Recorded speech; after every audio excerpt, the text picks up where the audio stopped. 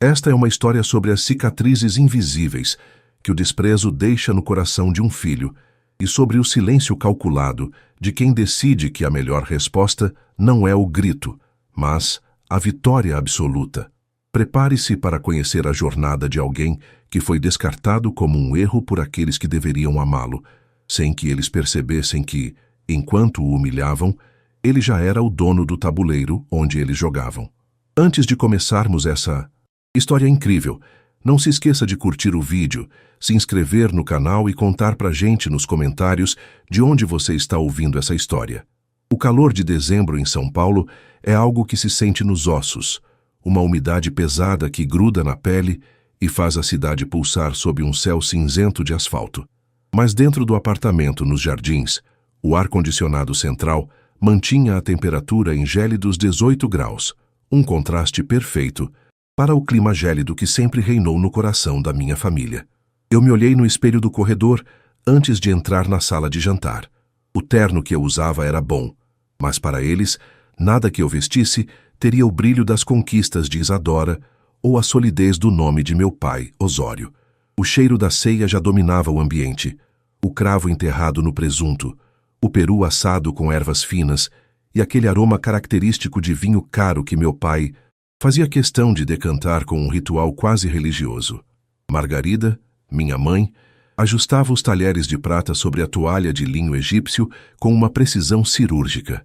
Ela sempre foi obcecada pela simetria das coisas, talvez porque a vida real, a nossa vida atrás das portas fechadas, fosse um caos de ressentimentos e silêncios punitivos. Você está atrasado 5 minutos, Dante, disse Osório, sem sequer desviar os olhos da taça de cristal que ele girava lentamente. O som do líquido contra o vidro era o único ruído além do zumbido quase imperceptível do ar-condicionado. O trânsito na Marginal estava um caos, pai. Choveu forte na Zona Sul, respondi, tentando manter a voz neutra. Eu sabia que qualquer justificativa seria interpretada como uma desculpa de quem não tem controle sobre a própria vida. Isadora surgiu na sala logo em seguida, o celular já em punho, posicionando o anel de luz para garantir que a iluminação da ceia perfeita estivesse impecável para os seus seguidores. Ela usava um vestido vermelho vibrante, o sorriso ensaiado para a câmera, a personificação da filha que deu certo. Ela me olhou de cima a baixo, um brilho de desdém cruzando seus olhos por um milésimo de segundo, antes de voltar ao modo influenciadora de sucesso. Oi, maninho, que bom que veio. Achei que estivesse ocupado demais com aqueles seus, como é mesmo, projetos de internet. O tom dela era carregado de uma condescendência que me fazia apertar os dentes. Sentamos à mesa.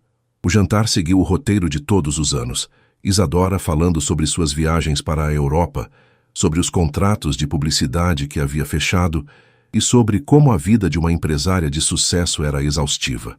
Meus pais a ouviam como se estivessem diante de uma divindade, balançando a cabeça em aprovação, trocando olhares de orgulho que nunca, em 28 anos, foram direcionados a mim.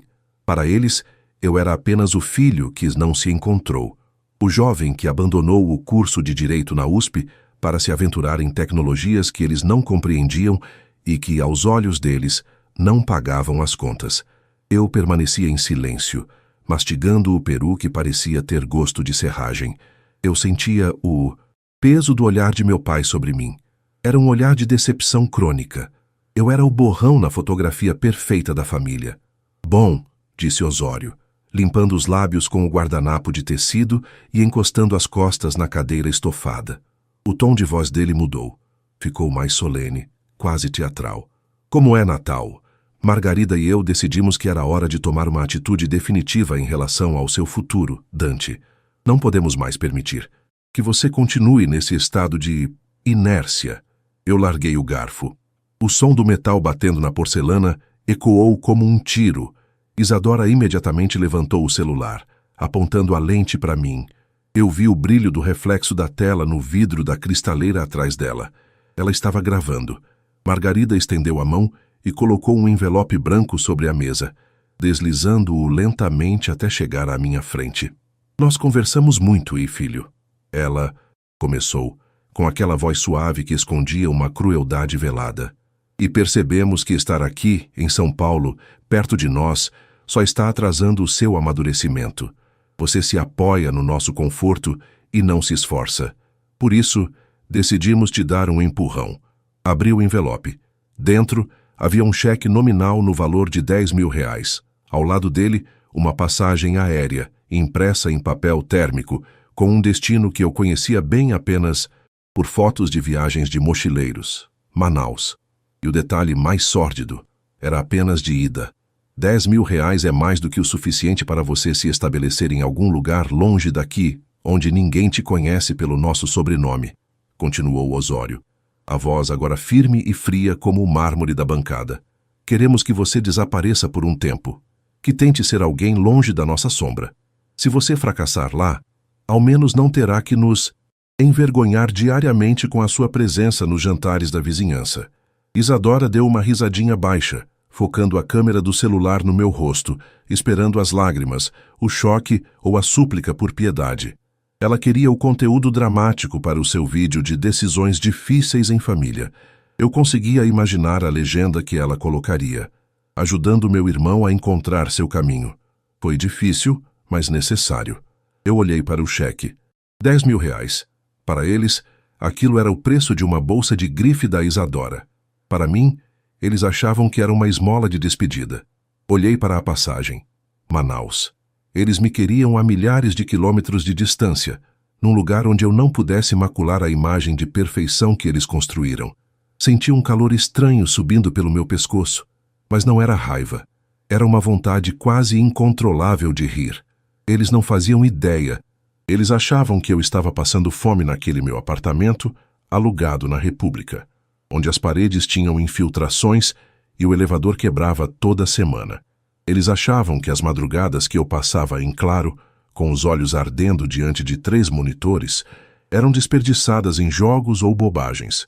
Eles não sabiam dos algoritmos de segurança que eu desenvolvi para corretoras internacionais. Eles não sabiam da carteira de criptoativos que eu vinha acumulando há 4 anos, nem do contrato de consultoria que eu acabara de assinar com um grupo de investimentos de Singapura. Eles me viam como o fracasso da família, porque eu permiti que me vissem assim. Era mais seguro ser o invisível enquanto eu construía o meu império nas sombras. Eu peguei o cheque e a passagem. Lentamente, olhei para Isadora, que continuava gravando, esperando o meu colapso emocional. Eu não dei o que ela queria. Em vez disso, deixei um sorriso irônico curvar o canto dos meus lábios, um sorriso que nenhum deles conseguiu decifrar. Manaus? Perguntei, a voz saindo mais calma do que eu esperava. É uma cidade interessante nesta época do ano. A floresta, o rio, dizem que é um ótimo lugar para recomeçar. Ficamos felizes que tenha entendido, Dante, disse meu pai, visivelmente aliviado por não ter que lidar com uma cena dramática. É para o seu próprio bem. Amanhã de manhã um motorista virá te buscar para levar ao aeroporto. Suas malas já devem estar prontas. Eu me levantei. A cadeira arrastou no piso de granito com um rangido seco. Não se preocupem. Eu já sei exatamente o que fazer com esse investimento de vocês, eu disse guardando o envelope no bolso do paletó. Mas antes de ir, quero que saibam de uma coisa. Este jantar foi, sem dúvida, o momento mais esclarecedor da minha vida. Margarida sorriu, um sorriso de plástico, achando que tinha cumprido seu papel de mãe cuidadosa. Isadora baixou o celular, talvez decepcionada por eu não ter chorado. Eu me retirei da sala sem olhar para trás. Enquanto caminhava pelo corredor luxuoso, as fotos da família na parede pareciam as lápides de um passado que eu acabara de enterrar. Eles achavam que estavam me expulsando para a miséria. Mal sabiam eles que, na verdade, eu já havia comprado o prédio onde eles moravam, através de uma holding fantasma há 3 semanas, e que a notificação de despejo por quebra de contrato do proprietário anterior estava prestes a chegar em nome do novo dono. O jogo estava apenas começando. Saí do prédio nos jardins, sentindo o impacto do ar úmido e quente da calçada, um contraste brutal com o gelo artificial da sala de jantar dos meus pais. O segurança da guarita, o senhor Juvenal, um homem de cabelos brancos que me via crescer há 2 décadas, acenou com um olhar que misturava pena e respeito. Ele provavelmente tinha ouvido os gritos de Osório em outras ocasiões, ou talvez o silêncio cortante que sempre acompanhava as minhas saídas. Eu apenas balancei a cabeça e caminhei em direção à Avenida Rebouças, recusando o táxi que ele se ofereceu para chamar. Eu precisava sentir o chão, a textura do asfalto irregular de São Paulo sob meus sapatos de couro, que, para minha família, eram apenas comuns. Peguei um carro de aplicativo. O motorista, um rapaz jovem com o rádio sintonizado em uma estação de sertanejo universitário que falava de amores perdidos, não puxou conversa, e eu agradeci mentalmente por isso.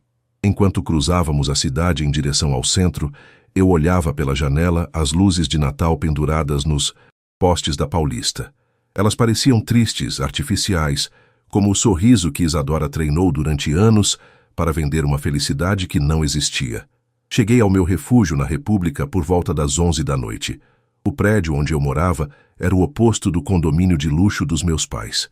Era um edifício antigo, da década de 50, com pés direitos altos, tacos de madeira que rangiam sob cada passo e um elevador pantográfico que parecia ter vontade própria. O cheiro de café velho e polidor de metal impregnava o saguão. Para Osório e Margarida, morar ali era a prova definitiva do meu fracasso. Para mim, era o único lugar onde eu podia ser invisível. Ao entrar no meu apartamento, não acendi as luzes do teto. Apenas o brilho azulado e verde dos meus 4 monitores iluminava a sala. O zumbido dos coolers dos servidores que eu mantinha em um quarto isolado era a música que me acalmava. Eu me sentei na minha cadeira ergonômica, o único móvel realmente caro daquele lugar, e deixei o envelope branco sobre a mesa. Os R$10.000. Aquilo não pagava sequer uma das placas de vídeo que eu usava para minerar dados e processar algoritmos de segurança. Abri o terminal de comando. Meus dedos voaram pelo teclado mecânico, o som dos cliques preenchendo o vazio do apartamento. Eu precisava verificar a transação.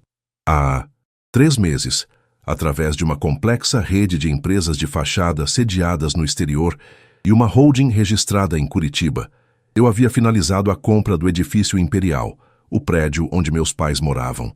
O antigo proprietário, um senhor de 80 anos que queria liquidar seus bens no Brasil para morar em Portugal, aceitou a oferta agressiva que fiz. Ele nunca soube quem era o comprador real. Para ele, eu era apenas a Apex Capital. Group, vamos ver como está a saúde financeira da família Bittencourt, murmurei para as paredes vazias. Acesse os registros internos que eu havia desviado legalmente através das auditorias que a própria empresa do meu pai, a Bittencourt Consultoria, me enviou sem saber, quando me contrataram como um freelancer anônimo para testar a segurança do sistema deles. Ironia pura. Osório pagou caro para que eu encontrasse as brechas que eu agora usava para monitorá-lo. O cenário era pior do que eu imaginava. A empresa de engenharia do meu pai estava sangrando. 2 contratos grandes com o setor público haviam sido suspensos por irregularidades que ele tentava abafar. Isadora, com sua vida de luxo ostentada no Instagram, estava afundada em dívidas de cartões de crédito, usando o dinheiro dos pais para manter a fachada de influenciadora de sucesso. Eles estavam vivendo em um castelo de cartas, e o vento estava prestes a soprar. Eles me deram R$10.000 e uma passagem para Manaus, porque queriam se livrar de um peso. O que eles não sabiam é que eu era o único cabo de aço que ainda mantinha aquele castelo em pé, pois eu vinha, discretamente, comprando as dívidas da empresa deles através de terceiros, para evitar que fossem à falência precoce. Eu queria que a queda fosse na hora certa. Na minha hora, senti uma pontada de tristeza, uma sombra de saudade do que nunca tivemos. Porque o amor deles tinha um preço? Porque a aceitação dependia de quantos zeros eu tinha na conta ou de qual cargo eu ocupava. Eu me lembrei de quando tinha 10 anos e ganhei uma medalha em uma Olimpíada de Matemática. Meu pai apenas olhou e perguntou por que eu não tinha ganhado a de ouro no tênis, como o filho do vizinho. Aquela ferida, que eu achei que estivesse cicatrizada, latejou. Mas a tristeza logo foi substituída por uma determinação fria. Peguei o celular e disquei para um número que eu raramente usava. Alô, Ricardo? Chamei o meu advogado e braço direito nas operações físicas. Dante, a essa hora, aconteceu algo? A voz de Ricardo era arrastada. Ele claramente estava dormindo. O plano mudou. Quero que você execute a notificação de retomada do imóvel nos jardins. Não. Espere até o final de janeiro. Quero que a notificação chegue às mãos do Sr. Osório Bittencourt em 48 horas. Houve um silêncio do outro lado da linha. Mas, Dante, são seus pais. Você tem certeza? A cláusula de rescisão por falta de seguro predial atualizado que encontramos é sólida, mas é agressivo. Eles terão 30 dias para sair. Eu tenho certeza, Ricardo. Eles acabaram de me dar uma passagem só de ida para o Amazonas. Eles querem que eu suma. Vou dar a eles o que querem, mas antes vou garantir que eles entendam que o teto que os protege pertence ao filho que eles desprezam. E outra coisa, acelere a compra das debêntures da construtora. Quero o controle total antes do carnaval. Entendido. Vou preparar a papelada amanhã cedo. Desliguei o telefone. O silêncio voltou a reinar, quebrado apenas pelo som distante de uma sirene na avenida Ipiranga. Eu olhei para o cheque de R$10.000. Aquilo seria o meu capital inicial para a nova fase. Eu o usaria para algo simbólico.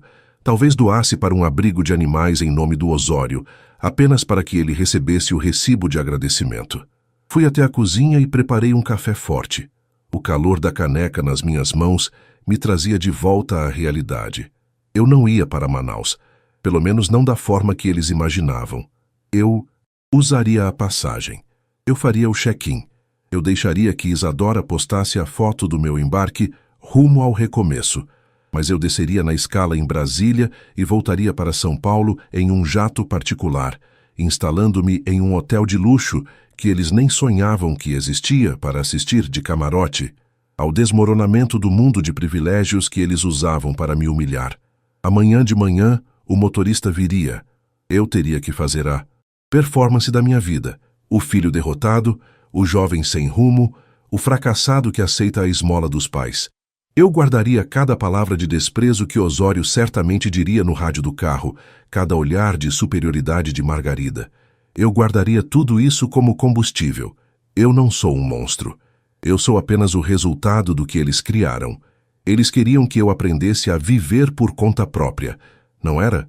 Pois bem, eu ia ensinar a eles o verdadeiro custo da sobrevivência, em um mundo onde eles não mandavam mais em nada. Deitei-me na cama pequena, olhando para as manchas de infiltração no teto. Sorri. Em poucos dias, os papéis se inverteriam.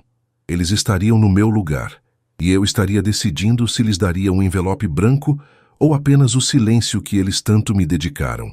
O despertador tocou às 6 da manhã, um som estridente que parecia cortar o silêncio denso do meu apartamento na República. Não que eu tivesse dormido muito.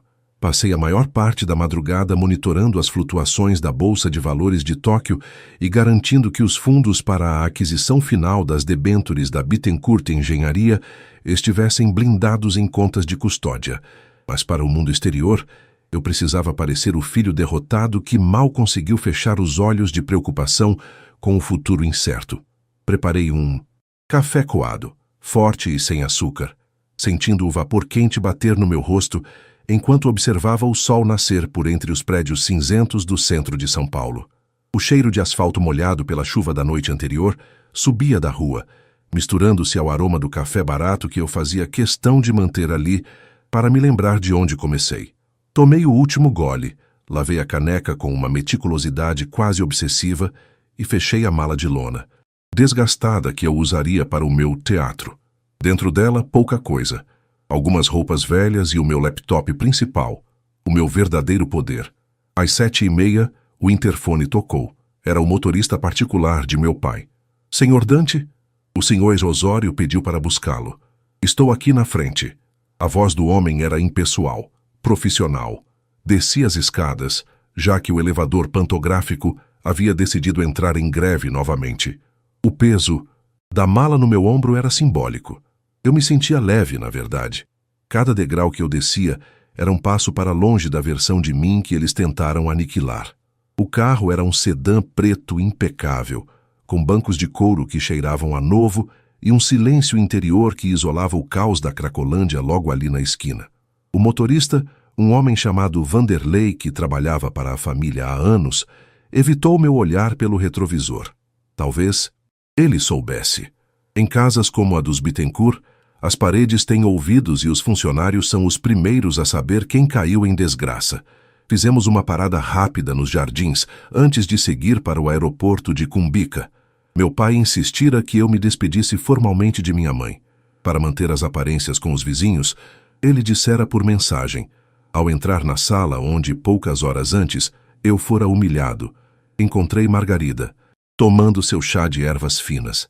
Ela vestia um robe de seda pérola e folheava uma revista de decoração como se eu fosse apenas uma visita inconveniente. Ah, Dante, já vai? Ela disse, sem levantar os olhos. Leve um pouco desse bolo de nozes que sobrou. O caminho para Manaus é longo. Não precisa, mãe. O dinheiro que vocês me deram vai servir para comprar algo no aeroporto. Respondi, mantendo a voz baixa, o tom de quem está conformado com o destino. Isadora apareceu no topo da escada, já com o celular na mão. Ela estava impecável, maquiagem feita para um Get Ready With Me matinal. Ela desceu os degraus e parou na minha frente, apontando a câmera para o meu rosto cansado. Uma última foto do meu irmão corajoso indo desbravar o norte, ela exclamou, com uma animação falsa que me dava náuseas. Os seguidores estão mandando muitas energias positivas. Dante sorria. Eu dei um sorriso forçado. O tipo de sorriso que as pessoas dão em funerais. Eu sabia que, em 10 minutos, aquela foto estaria nos stories dela, com uma música motivacional de fundo e um texto sobre recomeços e resiliência familiar. Ela estava lucrando com a minha suposta miséria.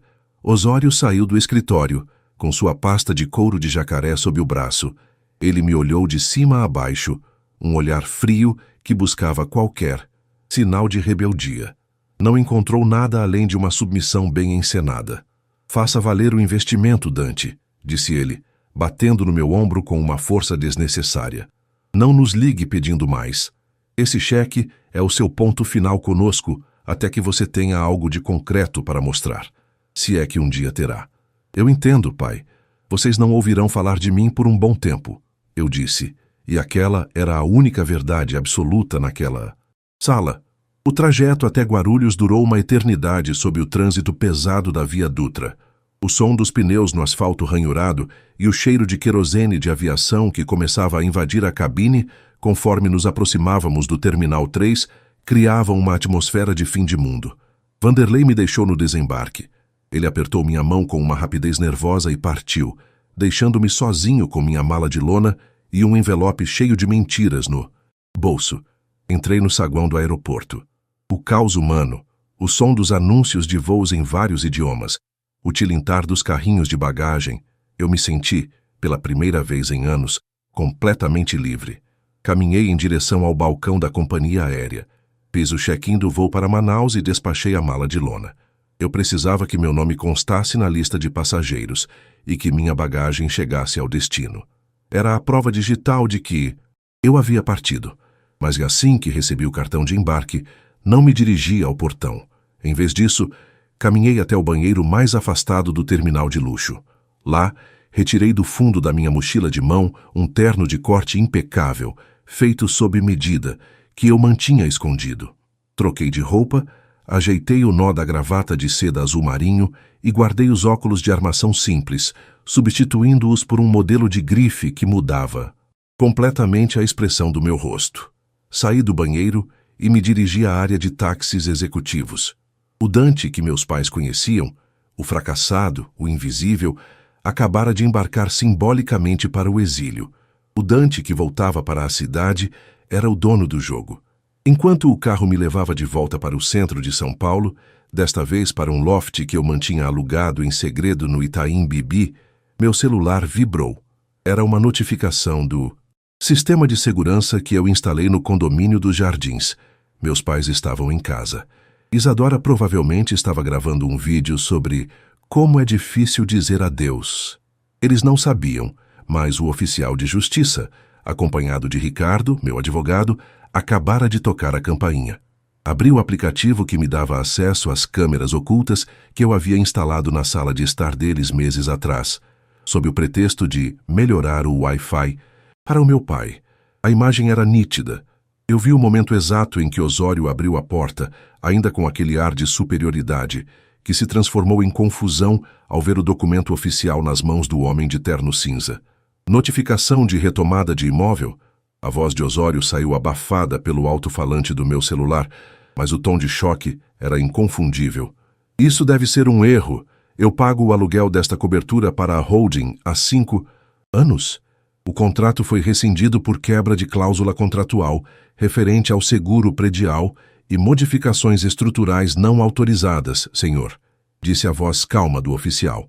O novo proprietário, a Apex Capital Group, não tem interesse em renovar ou manter a locação. O senhor tem 30 dias para desocupar o imóvel. Vi minha mãe derrubar a xícara de chá. O som da porcelana quebrando no chão de mármore foi música para os meus ouvidos. Isadora parou de gravar, o rosto pálido, o celular tremendo na mão. Quem é o dono dessa Apex? Gritou Osório, o rosto ficando vermelho, uma veia saltando em sua testa. Eu quero falar com o responsável. Eu conheço pessoas no tribunal. O proprietário prefere manter o anonimato, Sr. Bittencourt, respondeu o oficial, entregando a papelada. Tudo está dentro da legalidade. Tenha um bom dia. Desliguei a tela do celular. O carro deslizava suavemente pelas ruas arborizadas do Itaim. Senti um peso saindo do meu peito, mas não era apenas vingança. Era a constatação de que o mundo de ilusões deles era tão frágil quanto a porcelana no chão da sala. Eles achavam que tinham o controle de tudo, mas não conseguiam sequer manter o teto sobre suas cabeças sem que eu permitisse. Cheguei ao meu novo quartel-general, um loft minimalista, com vista para o skyline da Buenos cidade, onde o único som era o do vento batendo nas janelas de vidro duplo. Sentei-me diante da minha mesa de carvalho negro e abri o laptop. O primeiro passo da retomada fora dado. O despejo era apenas o aviso de que a tempestade havia chegado. Agora, eu começaria a fechar o cerco sobre a empresa. Eu queria que eles sentissem o que eu senti, a sensação de não ter para onde ir, de ser descartado por quem tem o poder. Mas eu faria isso com elegância. Afinal, eu era o filho que eles ensinaram que não tinha futuro. E o futuro, como eles estavam prestes a descobrir, era uma conta que eles não podiam pagar. O loft no Itaim Bibi cheirava a madeira nova e a uma essência cítrica, cara e discreta, que eu havia escolhido pessoalmente. Pela janela panorâmica, o skyline de São Paulo se estendia como um mar de concreto e luzes, com o fluxo incessante de carros na Avenida Faria, Lima parecendo artérias pulsantes de uma cidade que nunca dorme e nunca perdoa. Sentado em uma poltrona de couro legítimo, eu observava o brilho dos meus 3 monitores. Em um deles, o código de uma transação de alta frequência corria em cascata. No outro, o painel financeiro da Bittencourt Engenharia mostrava uma linha vermelha que não parava de cair. E no terceiro, a visão granulada, mas nítida o suficiente, da sala de estar dos meus pais. O espetáculo era patético. Osório estava com a gravata frouxa, o rosto suado e vermelho, andando de um lado para o outro como um animal enjaulado. Ele segurava o telefone fixo com uma força que fazia os nós de seus dedos ficarem brancos. Ele estava tentando ligar para o Dr. Arnaldo, um desembargador que sempre foi parceiro de churrascos e negócios obscuros. O que meu pai não sabia era que eu havia passado os últimos 6 meses coletando provas das parcerias dos dois e as enviado, de forma anônima e criptografada, para a corregedoria e para um contato de confiança no Ministério Público. O Dr. Arnaldo estava, naquele exato momento, ocupado demais, tentando não ser preso, para atender o telefone de um empresário decadente. "Atende, Arnaldo! Atende, porra!" O grito de Osório ecoou pelos alto-falantes do meu laptop. Margarida estava sentada no sofá, com os olhos fixos na parede, em estado de choque. A elegância dela havia derretido. O cabelo, sempre impecavelmente escovado, tinha fios soltos. Ela parecia ter envelhecido 10 anos em 1 hora. A ficha de que eles seriam despejados da cobertura onde viveram por 2 décadas estava começando a cair, e o peso era esmagador. E havia Isadora, A minha querida irmã. Ela estava sentada no chão, rodeada por caixas de sapatos de grife, chorando compulsivamente. Mas não era um choro de tristeza. Era um choro de raiva e pavor. Ela tentava gravar um vídeo, mas as mãos tremiam tanto que a imagem ficava borrada. Eu não posso sair daqui, pai! Ela gritava entre soluços. O que eu vou dizer para as marcas? Eu tenho um contrato de tour pelo meu closet, agendado para a semana que vem. Se as pessoas souberem que fomos despejados, minha carreira acaba. Sua carreira. Osório parou e olhou para ela com um desprezo que, por um momento, me lembrou como ele olhava para mim. Sua carreira é mantida pelo meu dinheiro, Isadora. E se eu não resolver essa merda desse despejo, não vai ter closet, não vai ter viagem e não vai ter porra nenhuma. Eu bebi um gole de um uísque japonês, sentindo o líquido queimar suavemente a garganta. O sabor da vitória era complexo. Tinha notas de justiça, mas também um retrogosto amargo de decepção. Ver a desintegração deles me dava prazer, sim, mas também confirmava o que eu sempre soube. O amor e a união daquela família eram sustentados apenas por pilares de dinheiro e status. Sem o ouro, eles eram apenas 3 estranhos gritando uns com os outros. O interfone do meu loft tocou. Era Ricardo.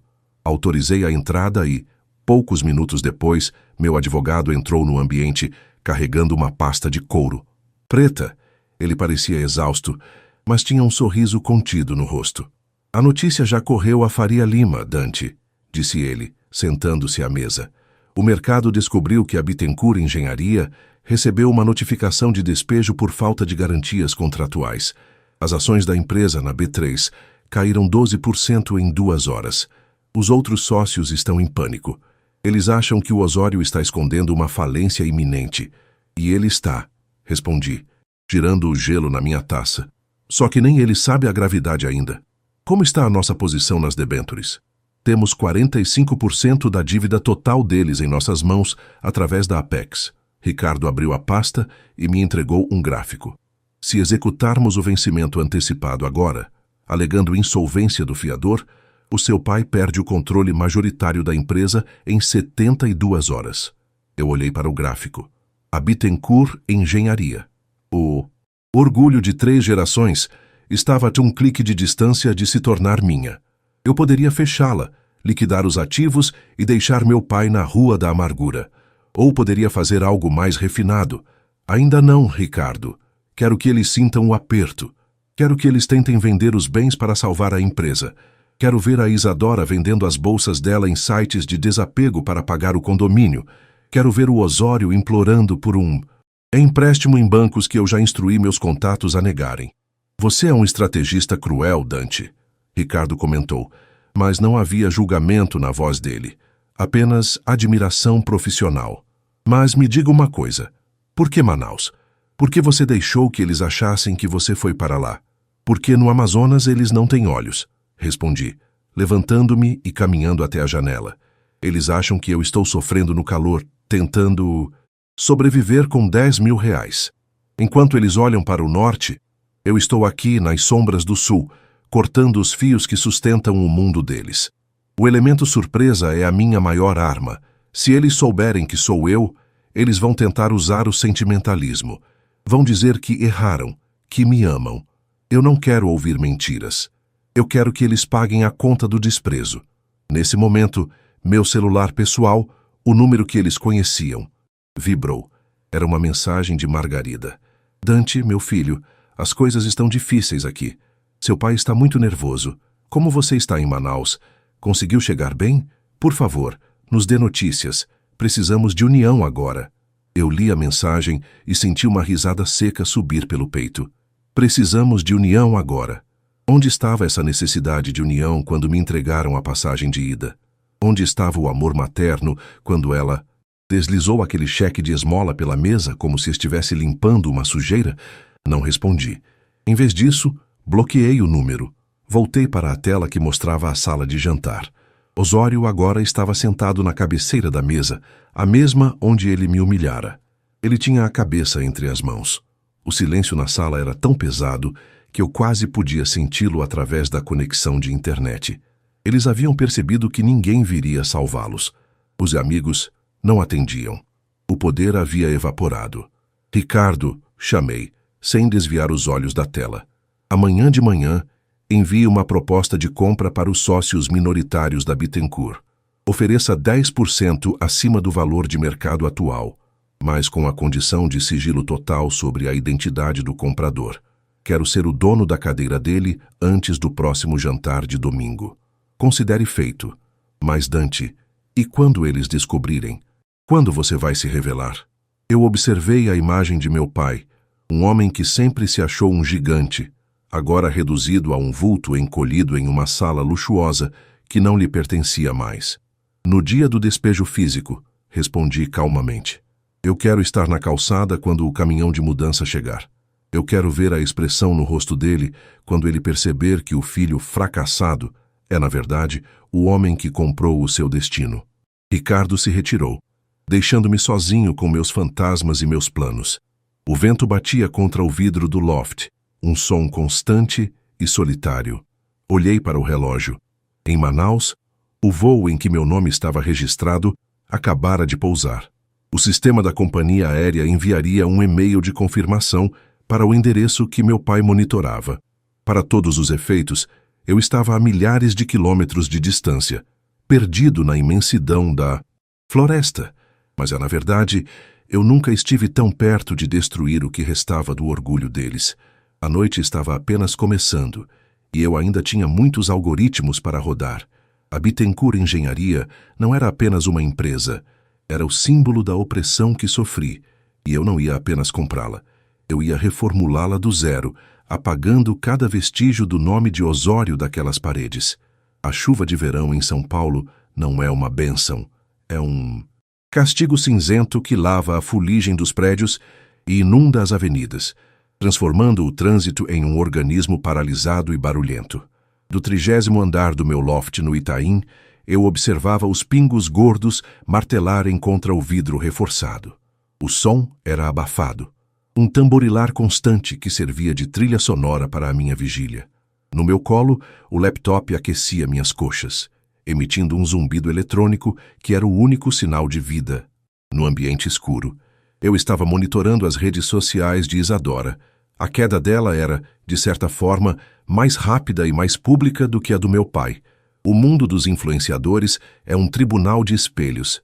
Assim que o primeiro boato de crise financeira e despejo iminente vazou para as páginas de fofoca, graças a um vazamento anônimo que eu mesmo orquestrei através de um servidor na Suécia, as marcas começaram a se afastar. Na tela vi que ela tinha postado um vídeo há 10 minutos. O cenário não era mais o closet luxuoso, mas um canto escuro da sala, com caixas de papelão empilhadas ao fundo. Ela não usava maquiagem. Os olhos estavam inchados. Pessoal, eu estou passando por um momento pessoal muito delicado, ela dizia, a voz falhando de um jeito que, pela primeira vez, parecia real, embora ainda carregada de uma autopiedade irritante. Algumas parcerias foram suspensas por conflito de imagem.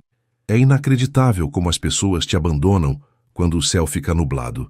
Eu senti um gosto metálico na boca. Abandono. Que palavra irônica vindo dela. Fechei a aba do navegador. Eu não sentia pena. Sentia apenas a confirmação de que o mundo dela era feito de papel crepom. O foco agora era a Bittencourt Engenharia. Ricardo me enviou um relatório criptografado.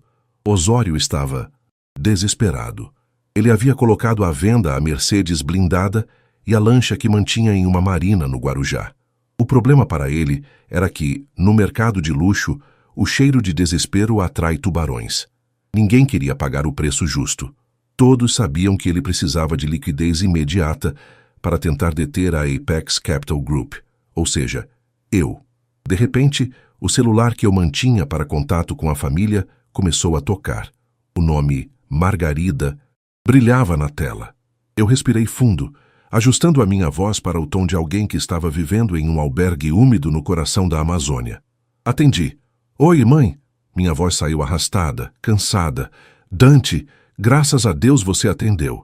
A voz dela era um fio de desespero. Ao fundo, eu conseguia ouvir o som de papéis sendo rasgados e o grito abafado de meu pai ao telefone. Filho, as coisas estão horríveis. O seu pai... A empresa... Nós recebemos uma ordem de despejo, Dante. Querem que a gente saia de casa em menos de 3 semanas. O quê? Fiz uma pausa dramática, fingindo choque. Mas como assim, mãe? O pai sempre disse que o prédio era seguro, que o contrato era vitalício. Alguma empresa comprou o edifício e está usando uma brecha no contrato de locação. Dante, o seu pai está tendo crises de ansiedade.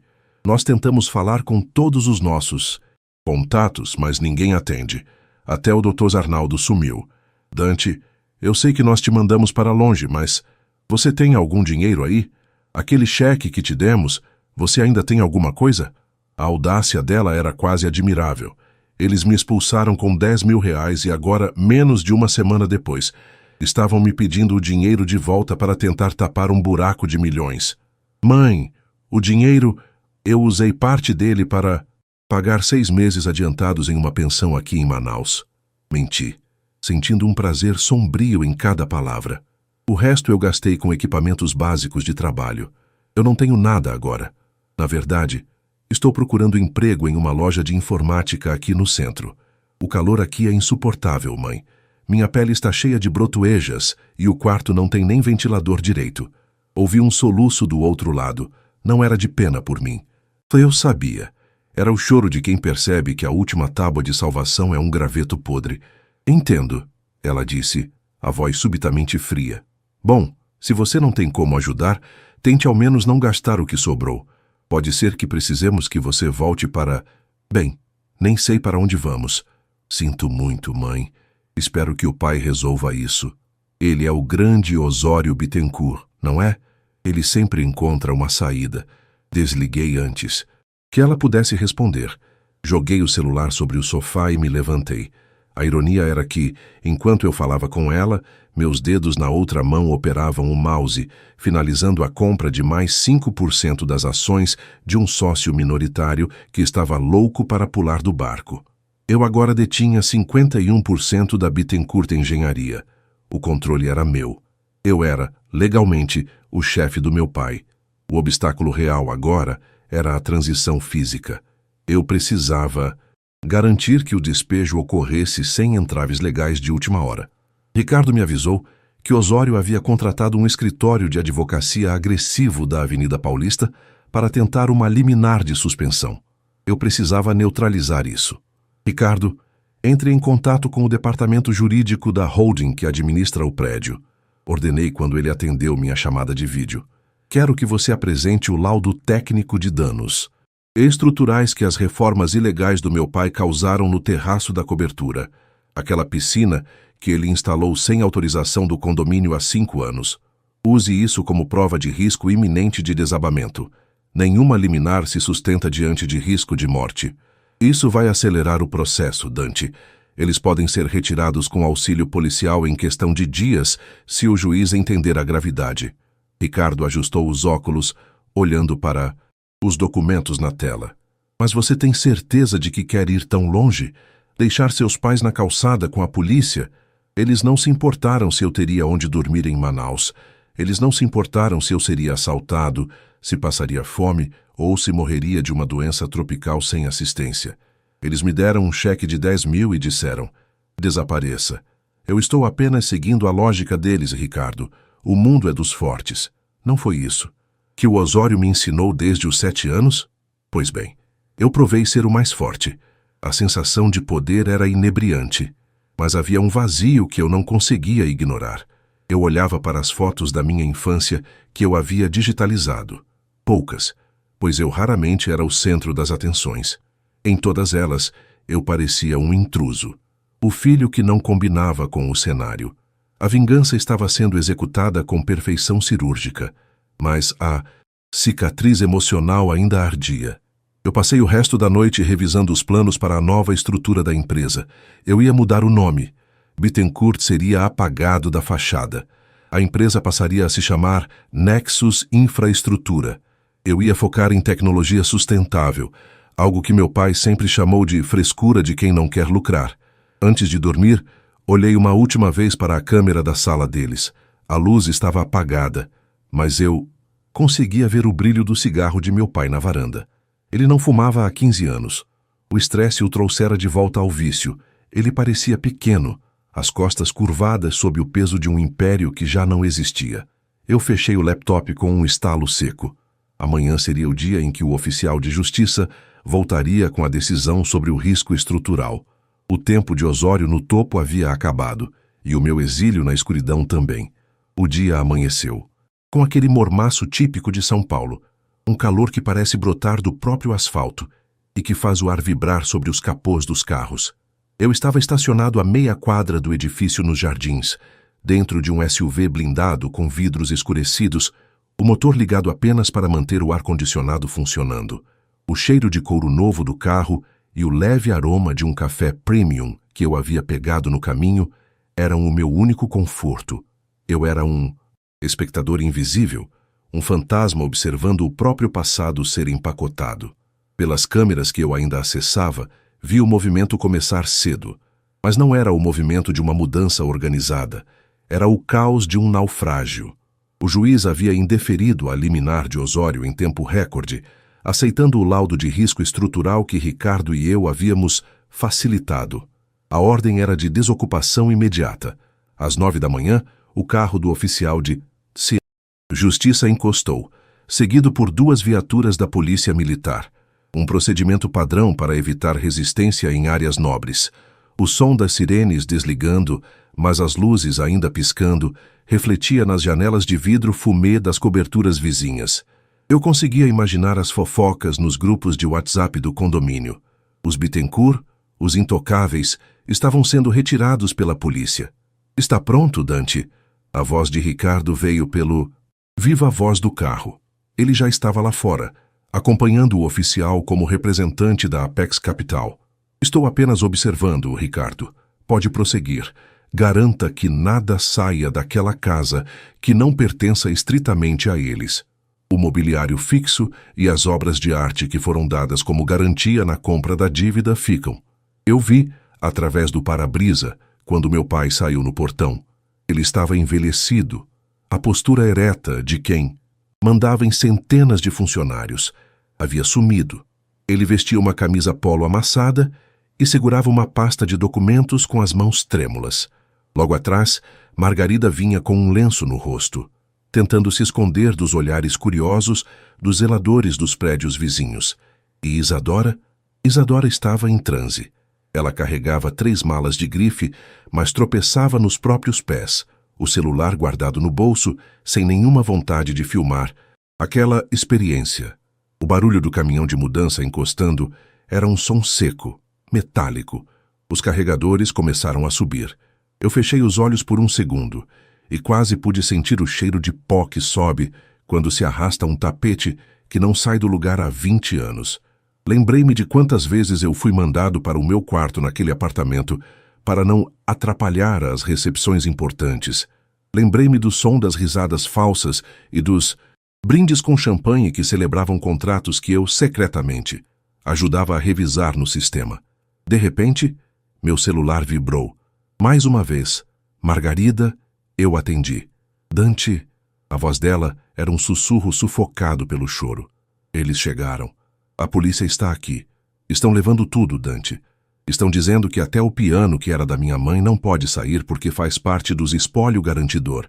Por favor, filho, me diga que você conseguiu algum contato em Manaus. Alguém que possa nos mandar um dinheiro, qualquer coisa. Nós não temos para onde ir hoje à noite. O hotel que o seu pai tentou reservar cancelou a reserva porque o cartão de crédito foi bloqueado. Eu senti uma pontada de algo que poderia ser pena, mas que logo se transformou em uma frieza absoluta. Era a anatomia de um crescimento. Para o novo Dante nascer, o filho carente de aprovação precisava morrer definitivamente. Mãe, as coisas aqui em Manaus também não estão fáceis, eu disse, minha voz soando oca, desprovida de emoção. Eu estou morando em um quarto compartilhado. O sinal de internet é ruim e eu passo o dia carregando caixas no porto para ganhar uns trocados, enquanto espero uma vaga na área de TI. Como eu poderia ajudar vocês? Vocês me deram R$10.000 e disseram que eu era um fracasso. Eu estou apenas sendo o fracasso que vocês previram. Não diga isso, Dante. Nós estávamos apenas tentando te motivar, ela exclamou, e a mentira era tão óbvia que chegava a ser insultuosa. Seu pai está tendo um colapso. Ele está sentado na calçada, Dante. O seu pai, o Sr. Osório Bittencourt, sentado no chão da calçada da Alameda Lorena. Você tem noção da humilhação? Tenho, mãe. Eu tenho muita noção do que é ser humilhado por quem deveria te proteger. Mas agora eu preciso desligar. Meu turno no porto vai começar e, se eu me atrasar, não ganho o almoço. Desliguei. O silêncio no carro foi interrompido apenas pelo som da respiração pesada que eu não percebia que estava segurando. Olhei para a calçada através do binóculo que eu mantinha no porta-luvas. Lá estava ele, Osório, sentado em cima de uma caixa de papelão com a cabeça entre as mãos. O grande patriarca, o homem que mede o valor das pessoas pelo saldo bancário, estava sendo ignorado pelos pedestres que passavam apressados para seus escritórios na Paulista. Margarida tentava falar com ele, mas ele parecia em estado catatônico. Isadora estava sentada no meio-fio, cercada por suas malas de luxo, olhando para o nada. As luzes da viatura ainda piscavam, pintando a cena de vermelho e azul como um triste espetáculo de rua. O payoff emocional que eu já esperava não foi uma explosão de alegria, foi algo mais profundo. Foi o reconhecimento de que o poder deles era uma construção frágil, baseada no medo e na aparência. Agora que a cortina tinha caído, restava apenas a mediocridade humana. Eu liguei para Ricardo. Ricardo, termine o procedimento. Quando eles terminarem de carregar o que restou, entregue o cartão da Apex Capital Group para o Osório. Diga que o novo proprietário gostaria de marcar uma reunião amanhã às 10 da manhã, na sede da Bittencourt Engenharia. Ou melhor, na Nexus Infraestrutura. Você vai aparecer amanhã, Dante? Ricardo perguntou, sua voz tingida de expectativa. Sim, amanhã eu volto de Manaus. Quero que a recepção esteja pronta. Quero o nome dele removido da porta da presidência e o meu colocado no lugar antes de ele chegar. Entendido, chefe? Eles estão se movendo agora. Estão chamando um táxi de aplicativo. Parece que vão para um apart-hotel barato no centro que a Isadora conseguiu pagar com o último limite do cartão dela. Ótimo. Deixe que eles tenham uma noite de reflexão sobre o custo da arrogância. Eu engatei a marcha e saí lentamente com o carro, passando por eles. Por um breve segundo, pelo retrovisor, vi Margarida olhar para o meu carro. Ela não podia me ver através do vidro blindado, mas nossos olhos se cruzaram por um instante no plano simbólico. Eu era o destino que eles mesmos escreveram no dia em que me entregaram aquele cheque. Dirigi de volta para o meu loft, sentindo a adrenalina baixar e uma calma glacial tomar conta de mim. A empresa era minha. O prédio era meu. O passado deles agora estava guardado em caixas de papelão úmidas. Amanhã, eu não seria mais o filho que desapareceu. Eu seria o homem que eles seriam forçados a respeitar, não pelo sangue, mas pela conquista. E essa seria a vingança mais doce de todas. Mostrar que o fracasso da família era, na verdade, o único pilar que ainda podia sustentá-los. Se eu escolhesse fazer isso, preparei-me para a noite. Amanhã seria o ato final. O momento em que o silêncio terminaria e a verdade, nua e crua, seria revelada no topo do império que eu reconstruí das cinzas do desprezo deles. O ar no 40º andar da Avenida Faria Lima era diferente. Não era o gelo punitivo do apartamento dos meus pais, mas uma brisa controlada, com aroma de grãos de café recém-moídos e o leve ozônio das máquinas de alto desempenho que agora processavam dados em silêncio absoluto atrás de paredes de vidro fosco. A placa na recepção, feita de aço escovado e retroiluminada com um azul profundo, exibia o novo nome, Nexus Infraestrutura. O nome, Bittencourt, havia sido removido na noite anterior, deixando apenas uma marca quase imperceptível na parede, como uma cicatriz de uma cirurgia necessária. Eu estava sentado na poltrona da presidência, a mesma onde meu pai se sentou por 30 anos, mas eu a sentia diferente. Eu não a ocupava por herança, mas por conquista. À minha frente, sobre a mesa de carvalho negro, estava o envelope branco que eles me deram no Natal. O cheque de R$10.000 e a passagem de ida para Manaus. Aqueles objetos eram agora os meus troféus mais valiosos. Eles chegaram, Sr. Dante. A voz de Ricardo veio pelo intercomunicador. Estão na recepção. Parecem desorientados. Deixe-os esperar 10 minutos, Ricardo. Quero que eles respirem o ar da mudança antes de entrarem, respondi, observando através da parede de vidro a movimentação da cidade lá embaixo. São Paulo parecia uma maquete. Do alto, as hierarquias sociais se perdiam na imensidão do concreto. Quando a porta dupla da sala finalmente se abriu, o som do impacto suave do couro contra o batente ecoou no silêncio. Osório entrou primeiro. Ele vestia o seu melhor terno, mas a peça parecia grande demais para ele, como se ele tivesse encolhido sob o peso dos últimos dias. Margarida vinha logo atrás, segurando a alça da bolsa com tanta força que os nós de seus dedos estavam pálidos. Isadora fechava o grupo, os olhos escondidos por óculos escuros grandes demais. Uma tentativa vã de esconder o inchaço e a vergonha. Eles não me viram de imediato. Eu estava virado para a janela, de costas para a porta. Bom dia, nós temos uma reunião com o representante da Apex Capital Group, disse Osório, a voz tentando emular uma autoridade que ele não possuía mais. Eu sou Osório Bittencourt, o sócio-diretor desta empresa. Ou melhor, eu era. Eu girei a cadeira lentamente. O movimento foi suave, quase coreografado. O silêncio que se seguiu foi absoluto. Foi um silêncio que pareceu durar horas, preenchido apenas pelo zumbido quase imperceptível do ar-condicionado. Vi o momento exato em que a ficha caiu para cada um deles. Os olhos de Margarida se arregalaram em um choque que beirava o horror. Isadora deixou a bolsa escorregar do ombro, o som do couro batendo no chão sendo o único ruído na sala. E Osório, ele simplesmente parou de respirar por alguns segundos, o rosto passando de um cinza pálido para um branco cadavérico. Dante! O sussurro de Margarida foi um sopro de incredulidade. Mas você... Manaus! O voo para Manaus partiu no horário. Mãe, eu disse, minha voz saindo firme, sem qualquer traço da hesitação que eu sentia no passado. Mas eu decidi que São Paulo tinha negócios mais urgentes para eu resolver. Você... Osório finalmente recuperou a voz, mas ela saiu rouca, quebrada. Você é a Apex? Você comprou o prédio? Você comprou a minha empresa? Com que dinheiro, Dante? Onde você roubou isso? Eu dei um sorriso curto, sem mostrar os dentes. A acusação dele era o último espasmo de um homem que não conseguia aceitar que o filho que ele desprezava era superior a ele, no jogo que ele mesmo criou. Eu não roubei nada, meu pai. Enquanto vocês me ridicularizavam nos jantares, eu estava construindo algoritmos de segurança que valem mais do que todas as suas pontes de concreto. Enquanto a Isadora postava fotos de pratos caros, eu estava investindo em ativos que vocês nem sabem pronunciar o nome. O cheque de R$10.000 que vocês me deram, peguei o envelope e o joguei levemente sobre a mesa. Eu usei para pagar o café da manhã dos advogados que finalizaram o despejo de vocês.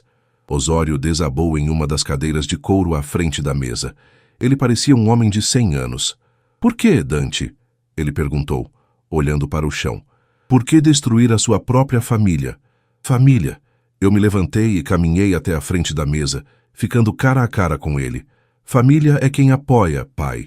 Família é quem vê o valor do outro além do que ele pode oferecer financeiramente. Vocês não me trataram como família. Vocês me trataram como um erro de contabilidade que precisava ser apagado. Vocês me deram uma passagem de ida para que eu sumisse da vista de vocês porque eu envergonhava o sobrenome. Pois bem, o sobrenome agora é meu, a empresa é minha, e a casa de vocês agora é o meu novo escritório de arquivos. Margarida começou a chorar, um choro silencioso e convulsivo. Isadora tirou os óculos escuros, e eu vi o medo real em seus olhos. Ela sabia que a vida de luxo, as viagens e os seguidores eram castelos de areia que eu acabara de soprar. O que vai ser de nós, Dante? Isadora perguntou, a voz trêmula. Você vai nos deixar na rua? Eu olhei para os três.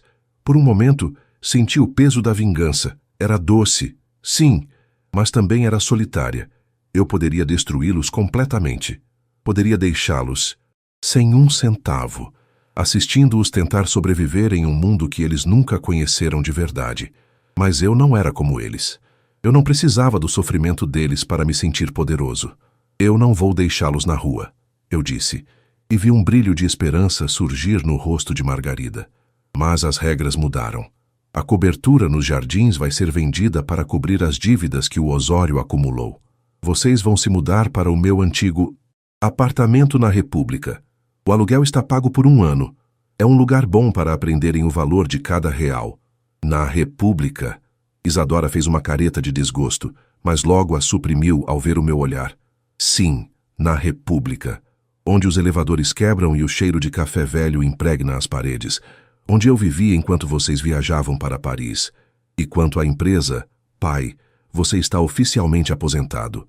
Receberá uma pensão mínima. Há o suficiente para viver com dignidade, mas nada de luxos. Se quiserem mais, terão que trabalhar.